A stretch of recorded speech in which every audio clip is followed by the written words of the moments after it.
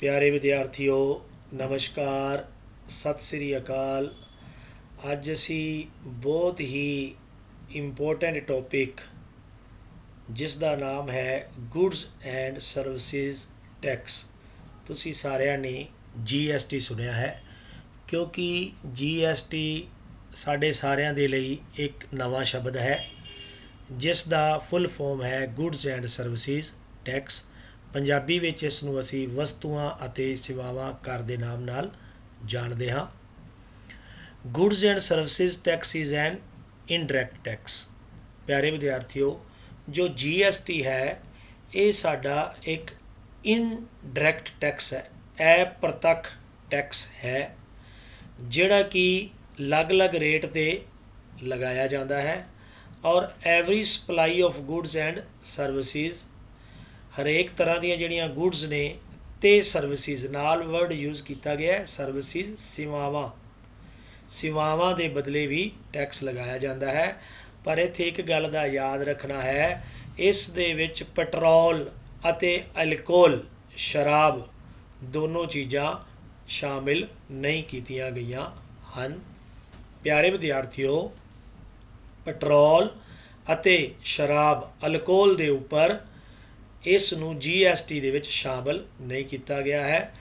ਇਹ ਜਿਹੜੀਆਂ ਸਟੇਟ ਦੀਆਂ ਸਰਕਾਰਾਂ ਹਨ ਉਹਨਾਂ ਦੇ ਉੱਪਰ ਛੱਡ ਦਿੱਤਾ ਗਿਆ ਹੈ ਕਿ ਉਹਨਾਂ ਨੇ ਆਪਦੀ ਸਟੇਟ ਦੇ ਵਿੱਚ ਲੋੜ ਮੁਤਾਬਕ ਇਹਨਾਂ ਦੋਨਾਂ ਚੀਜ਼ਾਂ ਦੇ ਉੱਪਰ ਕਿੰਨਾ ਟੈਕਸ ਲਗਾਉਣਾ ਹੈ। ਇਸ ਨੂੰ GST ਦੇ ਵਿੱਚ ਸ਼ਾਮਲ ਨਹੀਂ ਕੀਤਾ ਗਿਆ ਹੈ। It is a national wide tax seeking to unify several indirect taxes and is based on the principle of one nation one tax। ਪਿਆਰੇ ਵਿਦਿਆਰਥੀਓ, ਇਸ ਟੈਕਸ ਤੋਂ ਪਹਿਲਾਂ ਸਾਡੇ ਦੇਸ਼ ਵਿੱਚ ਕਈ ਪ੍ਰਕਾਰ ਦੇ ਟੈਕਸ ਲਗਾਏ ਜਾਂਦੇ ਸਨ। ਸਾਡੀ ਸੈਂਟਰ ਦੀ ਸਰਕਾਰ ਨੇ ਇੱਕ ਡਿਸੀਜ਼ਨ ਲਿਆ, ਇੱਕ ਫੈਸਲਾ ਲਿਆ ਕਿ ਸਾਰੇ ਟੈਕਸ ਨੂੰ ਖ਼ਤਮ ਕਰਕੇ ਵਨ ਨੈਸ਼ਨਲ ਵਨ ਟੈਕਸ ਲਗਾਇਆ ਜਾਏ। ਜਿੰਨੇ ਵੀ ਸਾਡੇ ਡਿਵੈਲਪਡ ਕੰਟਰੀ ਨੇ ਉਹਨਾਂ ਦੇ ਵਿੱਚ ਵਨ ਨੈਸ਼ਨਲ ਵਨ ਟੈਕਸ ਦਾ ਹੀ ਰੂਲ ਹੈ। ਇਸ ਵਾਸਤੇ ਸੈਂਟਰ ਸਰਕਾਰ ਨੇ ਇਹ ਫੈਸਲਾ ਲਿਆ, ਬਹੁਤ ਹੀ ਵਧੀਆ ਫੈਸਲਾ ਹੈ, ਜਿਸ ਦੇ ਨਾਲ ਇੱਕ ਦੇਸ਼ ਦੇ ਵਿੱਚ ਇੱਕ ਕਰ ਦਾ ਜੋ ਸਿਧਾਂਤ ਹੈ ਉਸ ਨੂੰ ਲਾਗੂ ਕੀਤਾ ਗਿਆ। ਜਦੋਂ ਇੱਕ ਚੀਜ਼ 100 ਰੁਪਏ ਦੀ ਇੱਕ ਫੈਕਟਰੀ ਵਿੱਚੋਂ ਚੱਲਦੀ ਸੀ ਅਤੇ ਉਹਦੇ 'ਤੇ ਕਈ ਤਰ੍ਹਾਂ ਦੇ ਟੈਕਸ ਰਸਤੇ ਵਿੱਚ ਲੱਗਦੇ ਸਨ, ਜਿਸ ਨਾਲ 100 ਰੁਪਏ ਵਾਲੀ ਚੀਜ਼ ਸਾਨੂੰ 150 ਰੁਪਏ ਤੱਕ ਮਿਲਦੀ ਸੀ। ਪਰ ਹੁਣ ਜਿਸ ਥਾਂ 'ਤੇ ਉਹ ਵਸਤੂ, ਉਹ ਗੁੱਡਸ ਪ੍ਰੋਡਿਊਸ ਹੋਣਗੀਆਂ, ਉਸ ਥਾਂ ਦੇ ਉੱਪਰ ਹੀ ਇੱਕ ਵਾਰ ਟੈਕਸ ਲੱਗੇਗਾ। ਉਸ ਟੈਕਸ ਦੇ ਵਿੱਚੋਂ ਅੱਧਾ ਹਿੱਸਾ ਸੈਂਟਰ ਗੌਰਮੈਂਟ ਨੂੰ ਜਾਏਗਾ ਔਰ ਅੱਧਾ ਹਿੱਸਾ ਸਟੇਟ ਗੌਰਮੈਂਟ ਨੂੰ ਜਾਏਗਾ। ਅੱਗੇ ਜਾ ਕੇ ਇੱਕ ਚਾਰਟ ਆਏਗਾ, ਉਹਦੇ ਰਾਹੀਂ ਆਪਾਂ ਜ਼ਿਆਦਾ ਸਮਝਣ ਦੀ ਕੋਸ਼ਿਸ਼ ਕਰਾਂਗੇ। ਤਾਂ ਪਿਆਰੇ ਵਿਦਿਆਰਥੀਓ, GST ਦੇ ਲੱਗਣ ਨਾਲ ਇੱਕ ਤਾਂ ਜਿਹੜੀ ਗੁੱਡਸ ਹੈ ਉਸ ਦੀ ਪ੍ਰਾਈਸ ਘੱਟ ਜਾਂਦੀ ਹੈ, ਮਹਿੰਗਾਈ ਵੀ ਘਟਦੀ ਹੈ ਔਰ ਉਹਦੇ ਉੱਪਰ ਸਾਨੂੰ ਟੈਕਸ ਸਿਰਫ ਇੱਕ ਵਾਰ ਹੀ ਦੇਣਾ ਪੈਂਦਾ ਹੈ। GST Act was passed in the Parliament on 24th March 2017। 2017 the 24 March ਨੂੰ ਪਾਰਲੀਮੈਂਟ ਦੇ ਵਿੱਚ ਇਸ ਨੂੰ ਪਾਸ ਕਰ ਦਿੱਤਾ ਗਿਆ ਸੀ। ਬਟ ਇਸ ਨੂੰ 1 ਜੁਲਾਈ 2017 ਦੇ ਵਿੱਚ ਸਾਰੇ ਹਿੰਦੁਸਤਾਨ ਦੇ ਵਿੱਚ ਇਸ ਨੂੰ ਲਾਗੂ ਕਰ ਦਿੱਤਾ ਗਿਆ। ਕਿਸ ਨੂੰ ਜੀ? GST ਨੂੰ। ਪਿਆਰੇ ਵਿਦਿਆਰਥੀਓ, ਹੁਣ ਅਸੀਂ ਇਸ ਨੂੰ ਹੇਠਾਂ ਦਿੱਤੇ ਚਾਰਟ ਰਾਹੀਂ ਸਮਝਣ ਦੀ ਕੋਸ਼ਿਸ਼ ਕਰਦੇ ਹਾਂ।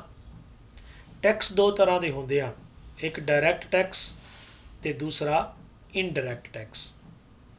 ਡਾਇਰੈਕਟ ਟੈਕਸ ਉਹ ਹੁੰਦਾ ਹੈ ਜੋ ਸਾਡੀ ਡਾਇਰੈਕਟ ਇਨਕਮ 'ਤੇ ਸਾਨੂੰ ਡਾਇਰੈਕਟ ਪੇ ਕਰਨਾ ਪੈਂਦਾ ਹੈ, ਸਿੱਧੇ ਤੌਰ 'ਤੇ ਅਸੀਂ ਉਸ ਟੈਕਸ ਨੂੰ ਪੇ ਕਰਦੇ ਹਾਂ, ਜਿਵੇਂ ਕਿ income tax, wealth tax, gift tax, corporation tax, property tax. ਇਹ ਉਹ ਟੈਕਸ ਨੇ ਜਿਨ੍ਹਾਂ ਨੂੰ ਡਾਇਰੈਕਟ ਟੈਕਸ ਦੇ ਨਾਮ ਨਾਲ ਜਾਣਿਆ ਜਾਂਦਾ ਹੈ। ਅਸੀਂ ਸਿੱਧੇ ਵੇ ਨਾਲ ਇਹਨਾਂ ਨੂੰ ਪੇ ਕਰਦੇ ਹਾਂ। ਸਪੋਜ਼ ਸਾਡੀ ਸਾਲ ਦੀ ਇਨਕਮ 5 ਲੱਖ ਰੁਪਏ ਹੋਈ ਅਤੇ ਅਸੀਂ ਇਨਕਮ ਟੈਕਸ ਡਿਪਾਰਟਮੈਂਟ ਨੂੰ 5 ਲੱਖ ਦੇ ਉੱਪਰ ਜੋ ਸਲੈਬ ਰੇਟ ਹਨ ਉਹਦੇ ਅਕੋਰਡਿੰਗ ਟੈਕਸ ਪੇ ਕੀਤਾ और असी आप खुद जमा कराया, दैट इज़ डायरैक्ट टैक्स, असी सीधे रूप में जमा कराते हैं। प्यारे विद्यार्थियों, indirect tax like custom duty, excise duty, service tax, sales tax, value added tax जिसनों असी वैट के नाम नाल जानते हाँ, ये सारे इनडायरैक्ट टैक्स ने। मैं एक एग्जाम्पल कोड कराँगा। सपोज असी मार्केट के विचों करियाने का कोई समान लेंदे हाँ, चीनी खरीदते हाँ, चाय पत्ती खरीदते हाँ, दालां खरीदते हाँ, जां होर रोज़ाना वरतों दियाँ कोई भी समान असी आदि रसोई में लैके आते हाँ, तो उनके उपर असी इनडायरैक्ट टैक्स पे करते हैं। मान लो असी चीनी लैके आए, उन्हें सानू चीनी का रेट दसिया कि 40 रुपए KG है जी, तो असी उस 40 रुपए विच इनडायरैक्ट टैक्स पे करके आ रहे हाँ। जिहड़ा टैक्स असी सीधे रूप में पे नहीं करते प्यारे विद्यार्थियों, माय डियर स्टूडेंट्स, उसनूं असी इनडायरैक्ट टैक्स के नाम नाल जानते हैं। हुण असी इत्थे समझ लिया डायरैक्ट टैक्स की हुंदे ने ते इनडायरैक्ट टैक्स की हुंदे हन। असी पहलां गल कर चुके हाँ कि हिंदुस्तान विच लै जाण वाले डायरैक्ट ते इनडायरैक्ट टैक्स नूं मर्ज करके, समाप्त करके, इकट्ठा करके इक्को एक टैक्स बनाया गया जिसका नाम है GST। GST has replaced many indirect taxes levied by centre and state government. केंद्र सरकार ते राज सरकार वालों जिहड़े इनडायरैक्ट ते डायरैक्ट टैक्स लगाए जाते सन, उन्होंने कुछ कु टैक्स ने जिन्होंने मर्ज करके एक टैक्स बनाया गया। सब तो पहला सेंटर लैवल टैक्स दैट है मर्जड इनटू GST, जिन्होंने GST दे विच मर्ज कर दिता गया, वो सेंटर वालों चार्ज किए जाते सन। एक्साइज ड्यूटी अजकल बिल्कुल खत्म कर दी गई, सर्विस टैक्स बिल्कुल नहीं लिया जाता, CST सेंट्रल सेल्स टैक्स बिल्कुल नहीं लिया जाता। इन्हां तिन्हां दी थां ते किहड़ा टैक्स आ गया? GST। एवें ही स्टेट लैवल ते कुछ टैक्स सन जिन्होंने खत्म करता गया, मर्ज कर दिता गया किंदे विच? GST दे विच। वो किहड़े किहड़े सन? Octroi and entry tax. प्यारे विद्यार्थियों, ऑक्ट्राई की हुंदा है? इसनूं चुंगी कहंदे आ। किसी शहर दे विच जदों समान आंदा है तो उस शहर दे विच समान एंटर होने तो पहला एक टैक्स लगाया जाता है जिसनूं चुंगी कहा जाता है, ऑक्ट्राई कहा जाता है, एंट्री टैक्स कहा जाता है। ये अजकल पंजाब दे विच तां बिल्कुल नहीं लगाया जाता, खत्म हो गया है। जदों असी म्यूनसिपल कमेटी की हद दे विच एंटर करते हैं तो म्यूनसिपल कमेटी एक थोड़ा जिहा नाम मात्र जिहा टैक्स चार्ज करती है जिसनूं ऑक्ट्राई या एंट्री टैक्स के नाम नाल जानते हाँ। ये टैक्स बिल्कुल खत्म कर दिता गया। परचेज टैक्स नूं खत्म कर दिता गया। इंटरटेनमेंट टैक्स, जिवें आपां सिनेमा घर विच गए उत्थे सानूं टिकट ते जिहड़ा इंटरटेनमेंट टैक्स लगदा सी वो बिल्कुल खत्म हो गया, उहदी थां ते GST आ गया। वैट वैल्यू एडिड टैक्स नूं पूरी तरह नाल खत्म कर दिता गया।